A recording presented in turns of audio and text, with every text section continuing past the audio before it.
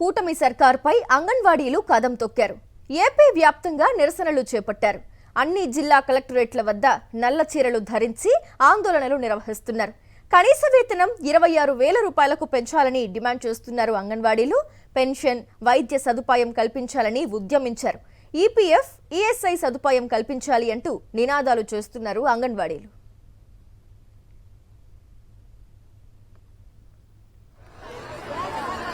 మా అంతా కూడా కూర్చోవాలి, ఇటువైపు కూడా కూర్చోండి.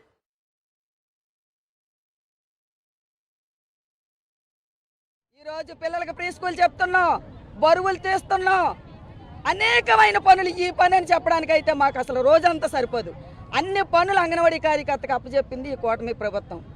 అయినా మేము సేవ చేయడానికి వచ్చిన సేవకులుగా మాకు ఏ పని అప్పచెప్పినా భక్తి శ్రద్ధలతో మేము పని చేస్తున్నాం. కానీ ఈరోజు కూటమి ప్రభుత్వం వేతనాలు పెంచమని అడిగితే ఇదిగో మేక అదిగో పూలని కబుర్లు చెప్తున్నారు. పెరిగిన రేట్లకు అనుకూలంగా సుప్రీంకోర్టు తీర్పుకు ఆమోదంగా 26,000 రూపాయల వేతనం తక్షణమే పెంచాలి. పెంచే వరకు అంగన్వాడీ కార్యకర్త ఇలాగా మా నిరసన తెలియజేస్తూనే ఉంటుంది. అయ్యా, మేము గొంతమ్మ కోరికలు కోరలేదు.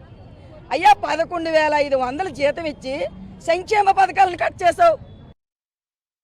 ఎంతోమంది 1,00,000 మంది అంగన్వాడీ వర్కర్లు ఈ రాష్ట్రంలో ఉన్నారు. వేతనాలు పేద ప్రజలు బిలో పావర్టీ లైన్లో ఉన్న అంగన్వాడీ వర్కర్లకు జీతాలు పెంచకుండా ఈరోజు అధిక ధరలు ఉన్నాయి. నీవు ఇచ్చిన ఈ 11,500 జీతము దేనికి సరిపోతుందనేసి మేము ప్రశ్నిస్తున్నాం. చిన్న పిల్లలకి పుట్టిన గర్భం ధరించినప్పటి నుండి బిడ్డకు స్కూలుకు పంపించే 5 ఏళ్ల వరకు ఈ పిల్లల్ని మేము తీర్చిదిద్ది భవిష్యత్తుకి బాట వేసే విధంగా మేము సేవలు అందిస్తుంటే ఇది మీకు కంటికి కనపడకుండా ఉందనేసి మేము ప్రశ్నిస్తున్నాం.